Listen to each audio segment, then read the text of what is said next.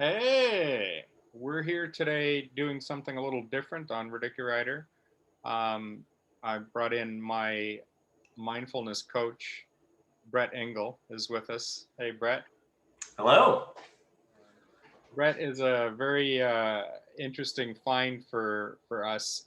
He is a fellow with about 20 years experience, background in social work, did his undergrad in psychology, went master's with his social work, and then did a PhD in social welfare.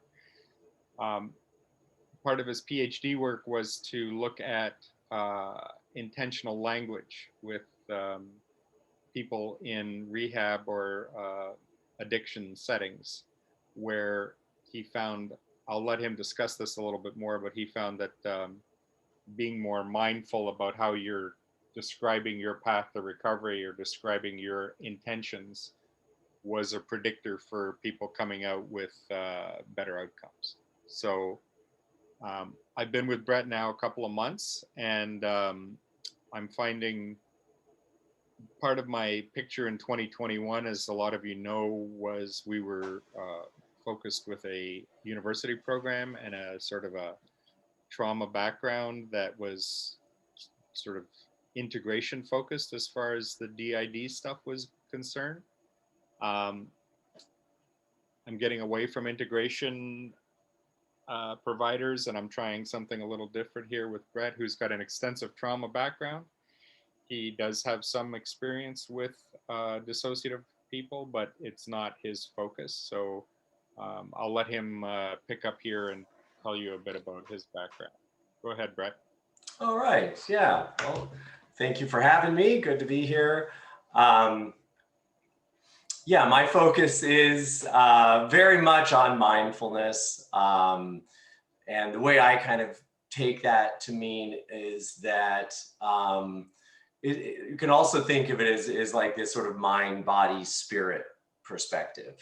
And so in some ways, it's a rather simplistic view because I think that, or rather not overly complicated, because I think a lot of diagnoses and other ways of viewing, mental illness in particular, get somewhat lost in the weeds, a little overcomplicated, not just because it's hard to understand, but because it's not always necessarily very useful. I had a significant shift in the way that I came to understand mental disturbances of various kinds about 6 years ago, when I started focusing on trauma work specifically. And so the way I'm looking at it is really this mind, body, spirit framework is just recognizing that we have a spirit, that we are that spirit. I think that's something that gets lost in a lot of uh, therapy and in a lot of the other approaches, and certainly anything that focuses on pathology. So for me, whereas spirituality kind of talk tends to be sort of an afterthought, or like, oh yeah, it's something that's out there. I see it as front and center. It is who we are. And then in a very secondary kind of way, I look at and I say, well, then we've got all this mental, emotional stuff that goes on for us. And yes, that ends up being my focus in terms of what I do with folks, but it's always kind of in the context of, look, ultimately, we're not that. This is stuff that our minds and bodies do, and we can make adjustments with it. And I'm very interested in doing that, but it's always after having taken a step back and looking at this and going, ultimately, we are spiritual beings. That's who we are. This other stuff we're doing is just a way of applying our equipment, and that's where we run into problems. And I'm very interested in helping people make those adjustments with them.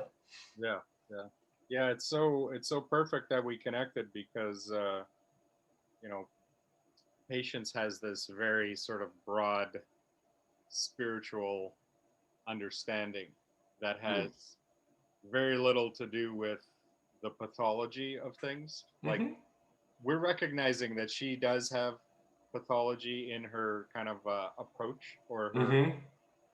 the way she comes out is problematic, right? Hmm. And she's been cramped and stuffed down for 50 years in this kind of like hidden section of our being. Hmm. So the way she's coped and the way she's kind of gotten herself and the rest of us through it is by opening to being more spiritual, opening to being more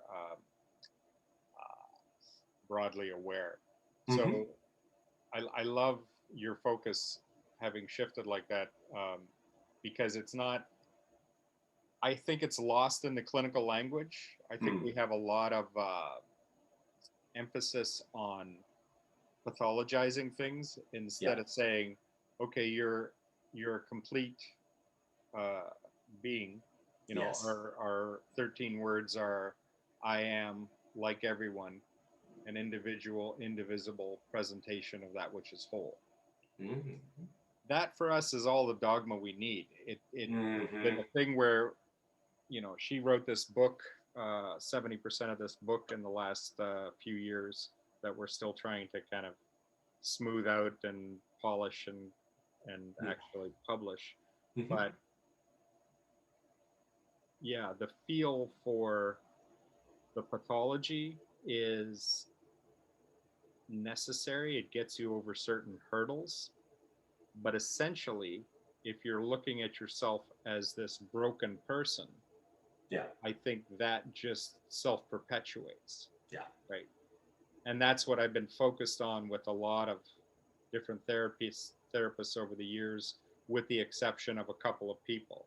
One of Hmm. them is this transpersonal psychologist that I've blended in with. We did our first video together on plurality. She's at the very start of my channel, Hmm. Catherine Coder. So the idea to stick with very sort of clinical based people is still an option for us. We're still looking at them as valuable for certain parameters, but taking a break from the clinical side and looking at more the holistic side for us really, I think, is a good fit right now.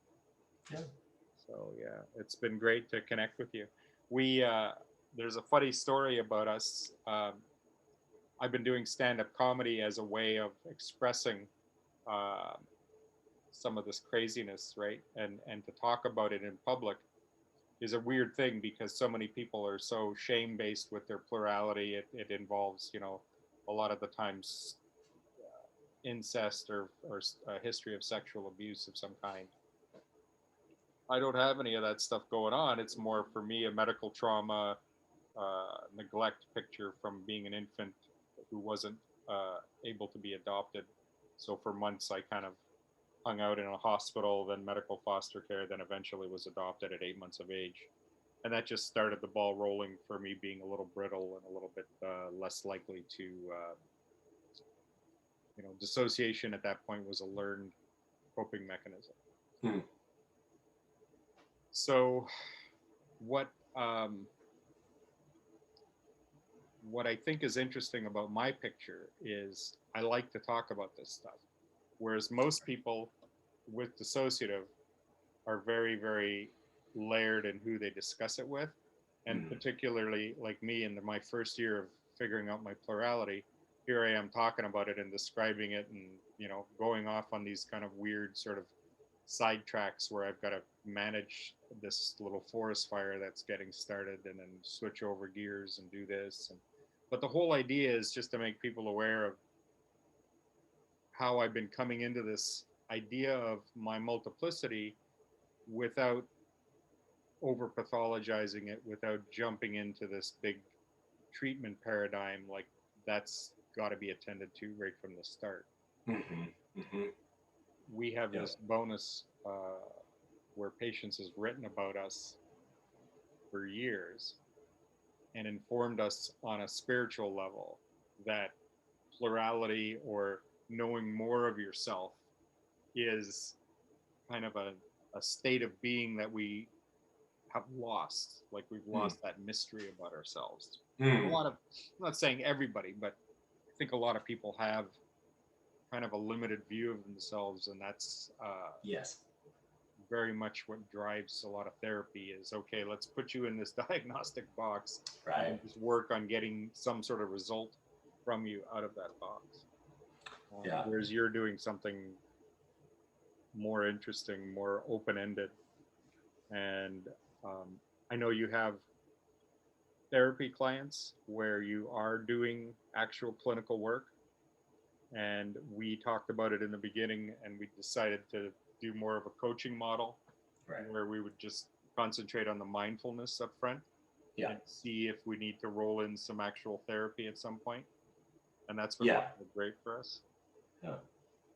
But, yeah, that first night we met, it was at a open mic comedy session, and you hadn't been on stage, I think, for like 6 months or something. And you came Yeah. on, you did your set, and you said, "Yeah, I'm a trauma therapist. I do this stuff, blah blah blah." And I'm sitting there going, "Huh? Trauma therapist doing open mic comedy?" Yeah. And Yeah. as soon as your set was over, I was beetling it over to you, and "Hey, man, I'm a multiple," and you're like, Yeah. "Really?" Yeah.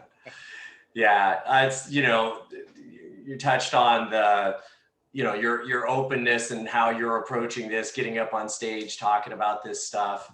And that's where, I think we really do have a lot in common, and where we really connect around is, whereas, mental illness generally, and then DID in particular, and other things with therapy tend to be really stigmatized, and it's another, and it is part of one of these things that we reinforce. It's reinforced unintentionally, I think, in a lot of ways. But I'm always interested in people who are able to kind of step outside that and see it for more of what I think it really is, which is never anything to be ashamed of. There's sexual violence is so stigmatized, if someone, and that's so much of the problem, the psychological problem of trauma that people continue to experience after going through something like that. So there just seems to be, even the idea of confidentiality, which makes things like like this conversation right now being recorded and being, put out there. There will be people who are going to be, they're going to have a lot of, oh my gosh, I don't know about this. There's always a lot of concern about confidentiality and exploiting people and that sort of thing, which some of that I think is very legitimate. And some of it, I think, reinforces the idea that we're supposed to be ashamed, that there actually is something shameful about having a mental health diagnosis, and how you parse that stuff out. Is it just that we're trying to deal with the stigma that's already there, or is it that we are actually participating in that we're causing it? And I see that a lot. I think that we mental health professionals very often reinforce these stigmas without realizing it.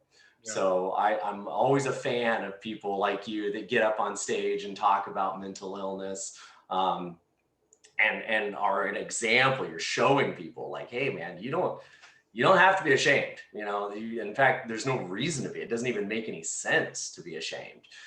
So that's always exciting. This is where I'm really coming from, is all my life I've had this kind of like weird outburst stuff, or this kind of strange kind of behavior that I could never explain. And now I can see very clearly in hindsight, it's these littles or the middles that pop out and do things at times when they're just kind of stressed, or when they're having a little bit of a playful moment, and they think they can get away with kind of scooting out and doing something a little bit off the beaten path. Mm-hmm. So that impulsivity for me was always like, okay, I'm a little crazy, like that's just the way it is. I've got this volatility or variability, whatever you want to call it. And so much of it works at being funny and being creative and having all of this kind of like, alternate points of view in your life, and being able to juggle different ideas and stuff. So I've always seen it as a benefit. Mm. It's a hindrance in certain ways, for sure. Like for staying on track with things, I'm all over the place sometimes, or if I get a little stressed, I kind of have various issues. But in being diagnosed bipolar in 2001, that kind of made a lot of sense. I was like, oh, okay, yeah, I've got this, variability thing, right? Mm. But since then, getting more of a handle on my bipolar disease, which I don't even consider to be a primary diagnosis anymore. I consider it to be kind of like a feature of, you know, uh, alternating moods. But Mm. to look at how I managed the bipolar in the first 5 or 10 years was mostly to just read articles and quietly go to therapy, a couple times a month. And in those sessions in therapy, reinforcing, okay, well, you're not managing this very well. Let's do this with you. Right. So it was constantly kind of saying, you've got a problem and you need to adjust it. You need to Mm-hmm. adjust it. You need to Mm. adjust it. So never Mm. feeling adequate, always Right. feeling like Yeah. you're in a Yeah. deficit situation where you're like Yeah. barely hanging on kind of thing. And then I Yeah. started to get into these online forums, particularly one called the Icarus Project, Mm. which is now called something else. It's called the Fireweed Collective. Mm. But the Icarus Project was an online forum for years, and now it's a Facebook group primarily. The forum is kind of like gone the way of Facebook, but the um, the idea that people were talking about their problems and also mentioning different solutions that were outside of the clinical therapy box and looking Mm-hmm. at things, in terms of trauma. Like in the last, whatever it's been, 5, 10 years, the whole idea of trauma has come on and just dominated the whole picture of Mm. how this stuff brews, right? Right. Right. When I was starting out, and with one therapist in particular, I was mentioning my attachment issues, right, and saying, yeah, I was adopted. I wasn't in a regular home until I was 8 months of age, and even then, for the first couple of months, I was a freak. My mom was telling me how, how nervous and stressed out I was as a baby and stuff. So when I got into talking about some of that with this particular therapist, she said, "Look, man, if you start getting into all of that attachment stuff, this will never end. You'll just become this, you know, super focused on your attachment problems." Yeah. And I looked at her and I thought about it for a minute and I thought, fuck, she's a PhD. She's been a psychologist for 15 years. Yeah. I think she's right. Uh-huh. Like, I really think I should probably just try to get my, deal with what I'm having problems with this week and get that function up a little bit and get that Uh-huh. up a little bit. And so we did the CBT thing. We did the whole kind of like, it was a model that did have some utility, and I went through Uh-huh. with her for about 5 years. Uh-huh. But what I realized after a while was I couldn't stay on track with it. Uh-huh. Like, I'm one of these guys that can hear the information, process it intellectually, but then when I go out to put it into practice, things slowly fall apart. And what it Mm. is, you know, for my host, for my adult, I can start to function in a certain way and try to improve my picture. Mm. But at the different layers of where I'm a middle, 12-year-old, 9-year-old, or younger, and the littles, that's not penetrating for them. They don't Mm-hmm. they don't listen to this, Mm-hmm. intellectual shit and go, oh Mm-hmm. yeah, okay, Mm-hmm. we're just gonna Mm-hmm. smooth out and figure this stuff out. Right. Right. Right. Right. Right. So Yep. coming into the plurality diagnosis for me was like, oh, okay, now I can see why Mm. you can jam me full of CBT for years, and it's only gonna, penetrate this far. The Right. rest of what I got going on is needs to be opened up and aired out and explored. And Yep. by airing it out, like by going to therapy once a week or twice a week, spending an hour with your therapist, and that's where you work on your stuff. Mm. And then the rest of the time, whatever, couple of 100 hours for the rest of the week or month, you're kind of like quietly holding it in and you're thinking about it internally. But internally, entering your inner world puts you on a stance to sort of be absorbed or be kind of like immersed in that. Mm. So what I've been doing is mostly the opposite. I've been taking it outside and driving a few of my friends and family a little fucking crazy by just talking about it all the time. Mm-hmm. I don't want to be like, trauma guy. This is my whole life, but for sure in the last year or two, I've had to adjust to all of this stuff and make it work in a different fashion. Mhm. So I find when I'm talking to people about it, my littles and my middles are like totally engaged. They're like, Mm. what the fuck is he saying about us? Right. Mm. Mm. And I get on stage and I feel like the old routine I was doing with stuff over the holidays was more Santa based, with the beard and everything.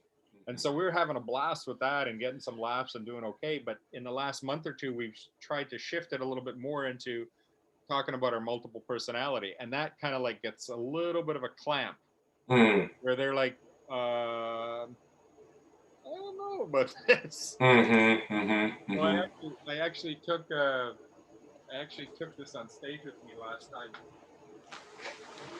a little dragon.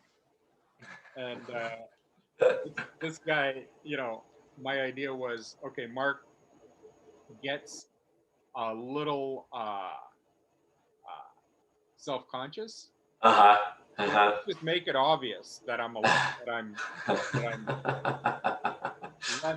of an adult than what the standard picture. And it worked a little bit. It was kind of sick. Uh-huh. I'm not posting it because we cut it early and we got a little sidetracked. So Uh-huh. it was kind of one of those shows where you got a couple of laughs, but everything else was fucking painful. Yeah, yeah, yeah. Yeah, the open mics are like that, yeah. Mhm. So it's like, and what I figured out is I'm writing my comedy on stage. Mhm.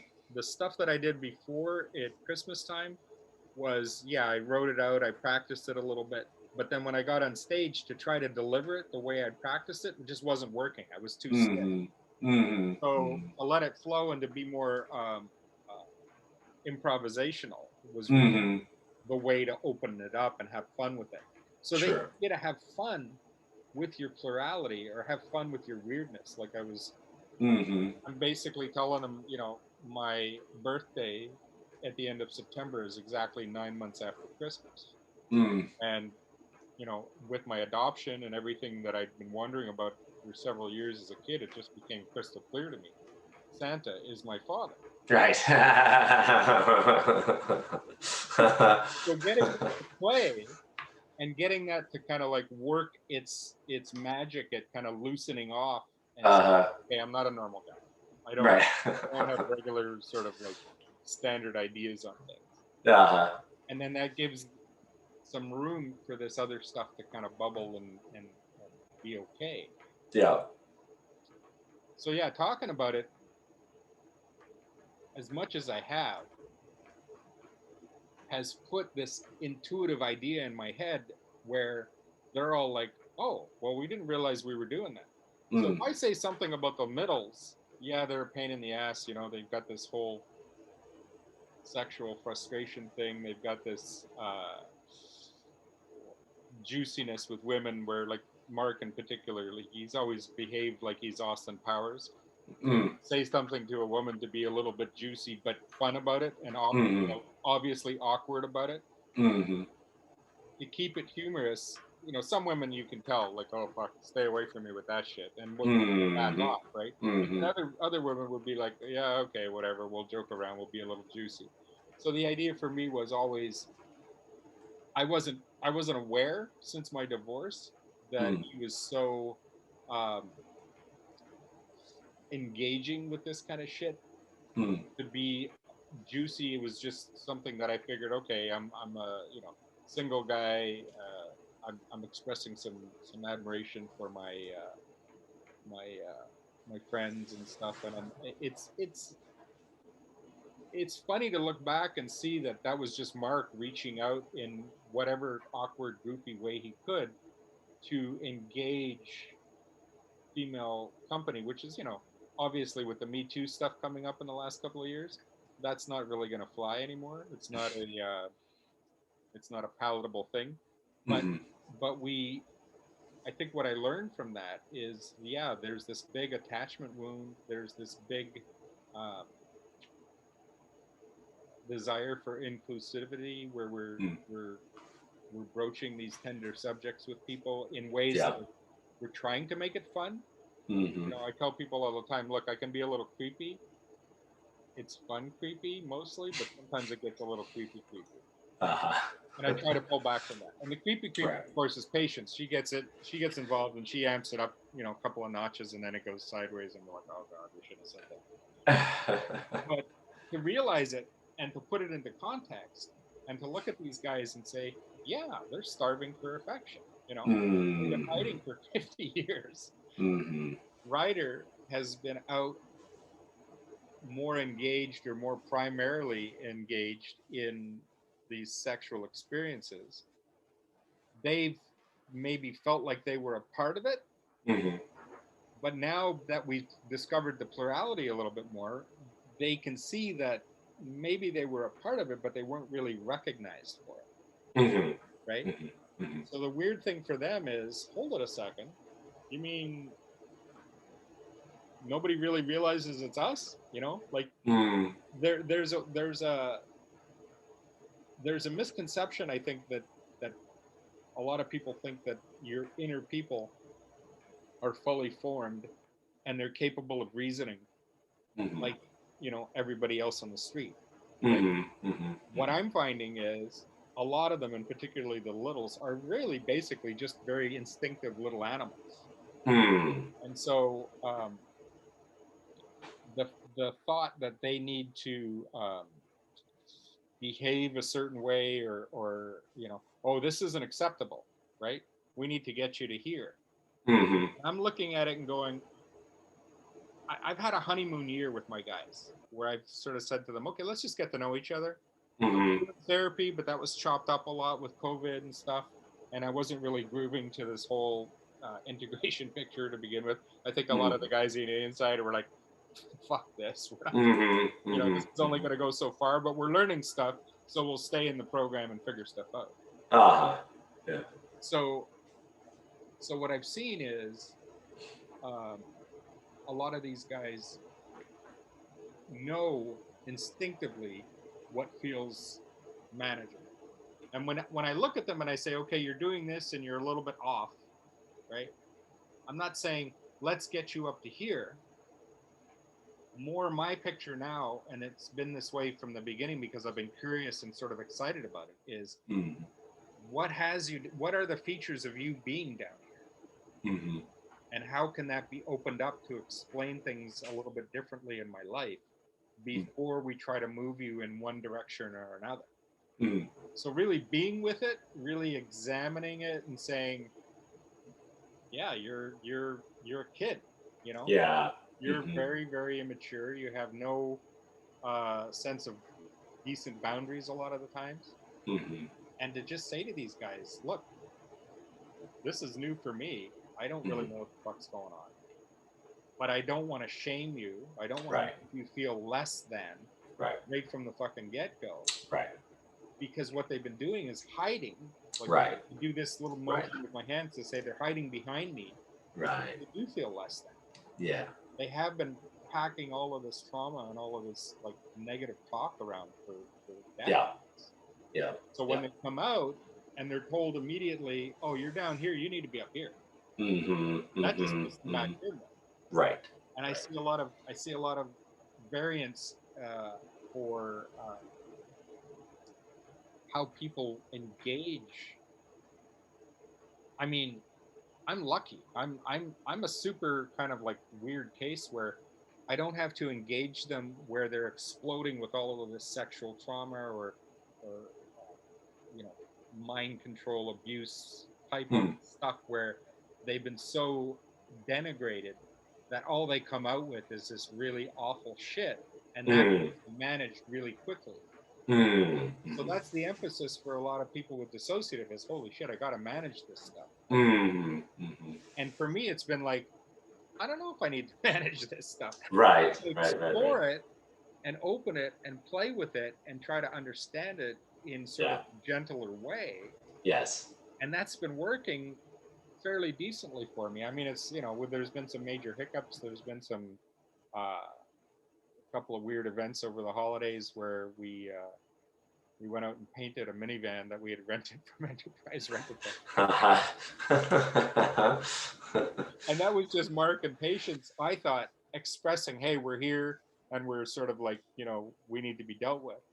Right. But what I realized after a while was actually a lot of it was the littles stirring up this idea that we can be playful and do whatever we want now.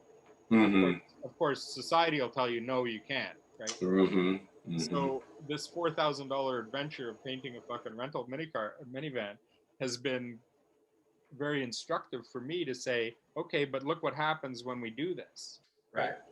So I've been really trying to work with enterprise and talk to you and a couple of other my providers to say, hey, I figured out this little pattern that happens that, it's not just Mark and patients being rebellious.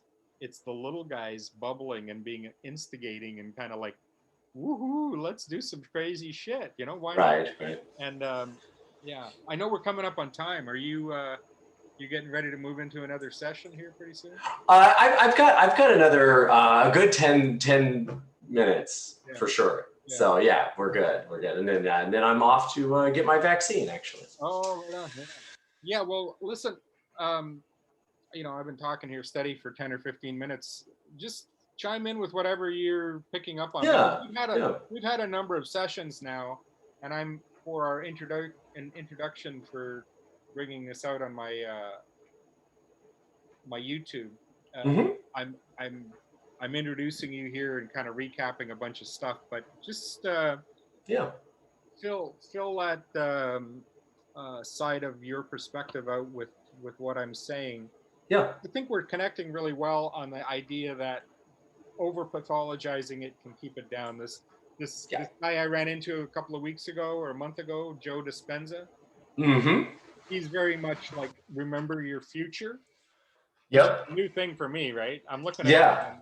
Okay, is that just positive thinking? Is that just like manifesting or Right. affirmation stuff?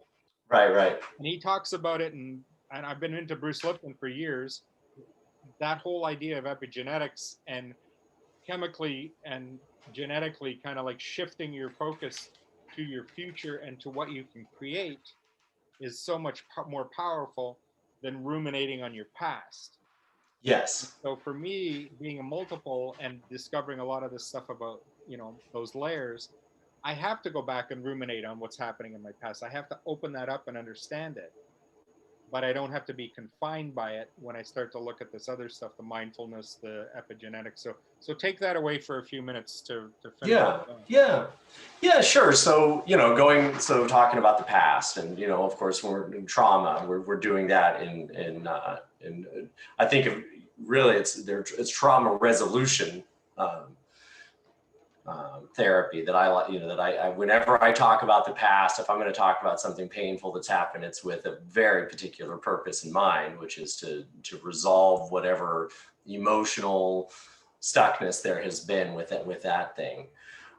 So we can do that. We can take these trips into the past with the intention of I think of it kind of like updating and clearing these traumatic or emotional memories. And then I want to be done. I don't want to, because it is a mind activity thing to be remembering stuff, just like it is to be even talking about last week or imagining, the future and what that's going to be. So we do these things very purposefully. Otherwise, what we really want, the end goal here, I think, and again, a very simple kind of model, very much in line with like Eckhart Tolle and the way he views this stuff, which is ultimately we just want to be present. I just want to be in this moment and completely immersed, and which means I'm responsive, I'm attentive, I've got all of my everything that is me. I'm fully here, and I'm just doing whatever it is that's going on in this moment. So for me, that's the anchor. It always comes back to that. And this other stuff we do, it's just ways of understanding things. It's interesting to me that your way of understanding, your diagnosis and the middles and the littles and the way you describe that really maps onto the way that I've come to understand it and been trained to do this trauma work too. Is it this is this other part of mind, this unconscious, emotional, primitive part of our minds that definitely not within our direct control. and how we address it, right? Like, yeah. So, and how you were describing, and I've heard you mention before, like just this real kind of compassion that you have. You know, you describe these middles and littles that I think of them. You mentioned kind of animals. I see kind of a Song of the South or Roger Rabbit, or, you know, one of these movies where you've got the guy and then he's got all these little animals running around with him, following around. I could see you, you know, that being you. But I really like, you know, this view of, yeah, we don't want to look at any of this as a pathology and putting them down, and there's something to be fixed, and that they're obviously inherently wrong. There's something wrong with all of them. That just raises all the defenses. That just puts up all these walls. And I don't think it's accurate. I don't think that's actually any more real in any other than other ways of viewing it. And it makes them defensive. I don't work with a lot, as you know, I haven't worked with a lot with this diet, but so much of what you described does feel really familiar to me, especially when we're talking about part of our mind, and just having this compassion for ourselves. You know, let's do it that way. Let's not think of any part of our mind as, you know, oh, well, this is the brain part, you know, this is the pathological part. And no, and I'm engaging with it, I'm exploring it, I'm curious about it, I'm certainly afraid of it.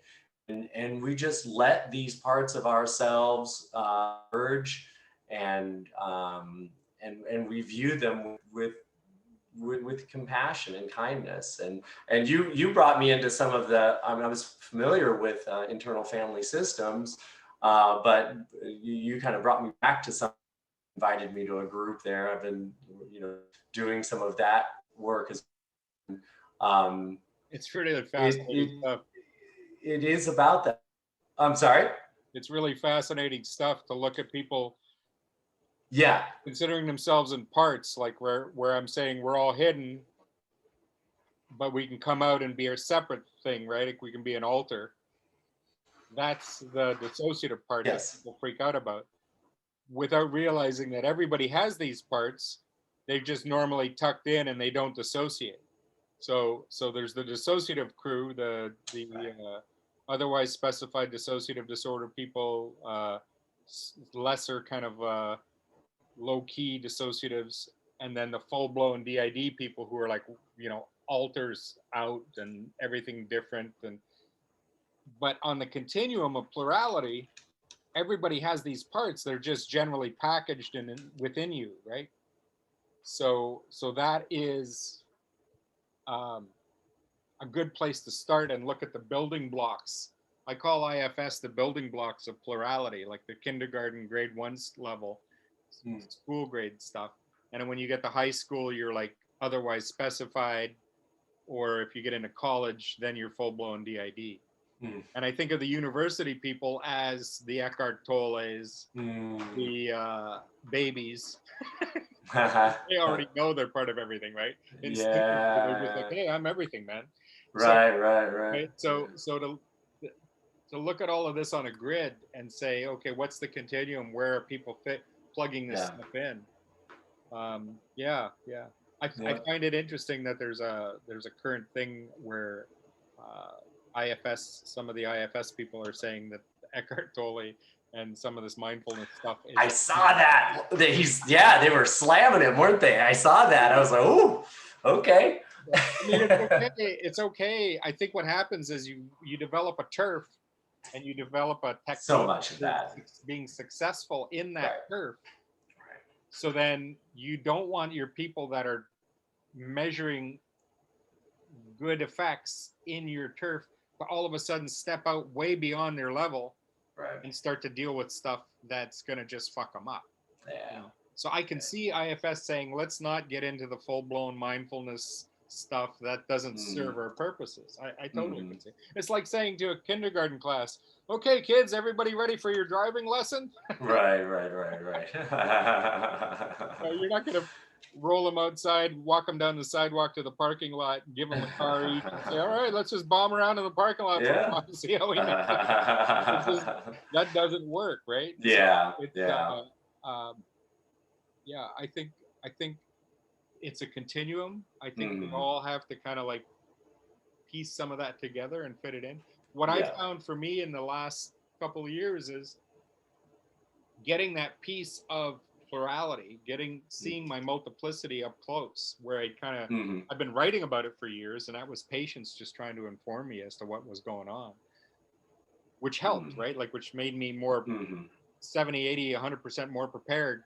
I would say 200 or 300% more prepared for dealing with my multiplicity when it finally became known to me Mm-hmm. that I'd been writing about it for years. So I'm like, Mm-hmm. well, shit, no wonder, so that was a big jump for me to get out of the kindergarten grade school picture Mm-hmm. and be a little bit more advanced and have that mindfulness spiritual end of it, the Mm-hmm. continuum where we're everything. Mm-hmm. You get into non-duality or other types of philosophical thought, and that Right. to me is like, yeah. And what I love where you're coming from with your social welfare work, because that's the fulcrum that you're Mm-hmm. going to pivot on. Mm-hmm. Is we're everything. We're one entity, Mm-hmm. pretending we're separate and having a lot of problems because we're emphasizing the separateness. Yeah. You do need to be separate. You do need to have your own trip going. Mm-hmm. Like I say, you're individual. But Mm-hmm. the indivisible also needs room to kind of like open and explore and stuff. So Yeah. yeah. Yeah. Yeah. Yeah. Yeah. Yeah, the social welfare. I actually kind of see it. Those folks are, the social workers. They're the advocates. They're the ones out there. Uh, they're the ones that are getting criticized. The very progressive, leftist, socialist, pushing for social justice, all that stuff, right? And I just see that occurring at a particular level. The level at which the idea of social change makes any kind of sense whatsoever. Because the level of spirituality and true mindfulness and some of these sort of Buddhist type principles and stuff like that, it doesn't make any sense. Because it's like, well, what do you mean change? What do you mean you're going to create some sort of change in the world? Who's going to do that? What are you talking about? Because we're all in it. Right. It wouldn't be it doesn't even make any sense, to think that you can change the world when we are all it. We're all one. So what are you changing? Who's changing it? But on another level where you go, well, hey, I mean, I can walk down the street and I see homelessness and I see, child poverty and, hunger and, disparity, and then you go on another level, we go, dude, these things are real and suffering is real and whole groups of people are oppressed and that sort of thing. So I find it definitely useful to look at things on different levels, right? I mean, because if I stay at this whole spiritual level, then truly nothing matters. There is no reason for me to go to work. There is no reason to do anything. I mean, it's just we're all being, and I'll just be, and then my body won't be, but I still will. So, who cares? So we stay at the level of, we're playing the game of making stuff happen and that sort of thing. Sure. But it's always nice to come back to that idea, and we broach that in our first couple of sessions together, that essentially nothing matters. Yes. Right? Yes. We got that's to right. that stage where I told you about my shit and how I was kind of struggling with things, and then you told me about your perspective of being kind of more holistic and more, tune your mind into relaxing back from some of this stuff. And then when you came up with this whole, at the end analysis, nothing matters. That's it. That's it. Going, you're fucking right. Like there's but we all can add value. We all can make things a little bit better for each other. Sure.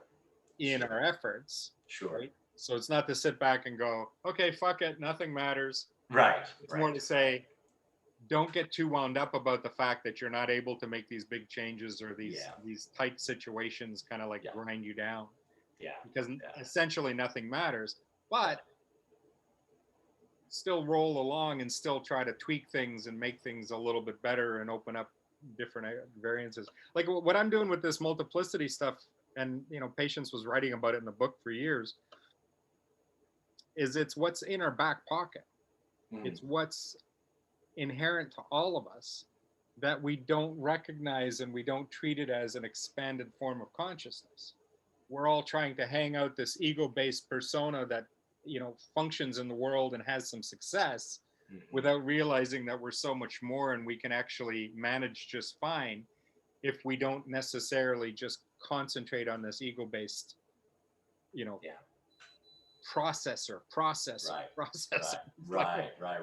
You gotta stop processing and just be. Yeah, believing that it's real. This is really people that hear a lot of these conversations and they kind of, you know what? Hey, I'm a real world kind of guy. I see it how it is. I don't have time for this, philosophical, mental masturbation stuff, right? I'm in the real world. I go to work, and you go, yeah, great, buddy, fine. But why? What are you doing? For how long? What's the end point here? And it's like, you got your 401k and you've got this and you've got that and it's not that hard to, you just play through this mentally. And at some point you realize, like, how much is enough? What is it really about? And there's not very clear answers there. It's not, $10 million or, married with whatever, or, having this job or that, it's like, nope, people have done all those things, and nothing fundamentally changes where it's all over now and I've won the game. They still feel down here in a lot of respects, where they're struggling and they don't understand themselves, and they don't feel like they fit into the larger picture. Absolutely. But yeah, I've been that guy. Yeah. What's that? I've been that guy. Yeah, of course. I think sure. Yes, if I just get this next project done, I'm gonna be fulfilled. And the next project comes and goes, and you're sitting there going, "Oh fuck, I still don't feel very I don't feel like I'm really plugged in." Yeah, there's been interesting research, and then this idea has been around a while. They call it the hedonic treadmill, and it's this, as long if I just achieve this, and then we have amnesia. It's like, oh, we achieved that. Don't you remember? You just did this. You just did this. You just graduated from school. You just got the promotion. You just made that amount of money. You just bought the house. You got the car. You got the girl. You got the family. And you're still freaking doing it. And you still, the next thing. Right. And so, it's not that it's bad. Like, go ahead and do your thing. But it's an illusion to believe that, like, this is that I really am getting there. You're not getting there. You're not going anywhere. It's a treadmill. It's a treadmill. Yeah, listen, Brett, man, I'm so happy that we've connected, and I think getting a sense of mindfulness, getting a sense of larger purpose into a discussion of plurality, a discussion of my multiplicity has helped me tremendously. Like in the last, finding you in the last couple of months has been like, oh, this is a new door that just opened where I can be less confined by my therapy and more open to all these possibilities. Yeah, so, wonderful. Well, it's been an absolute pleasure getting to know you, and I'm excited for whatever comes next for us. Yeah. So thank you for having me. Yeah, sounds great, man. We'll catch you later. All right. Take care, Mark. Thanks, man. Bye. Bye-bye.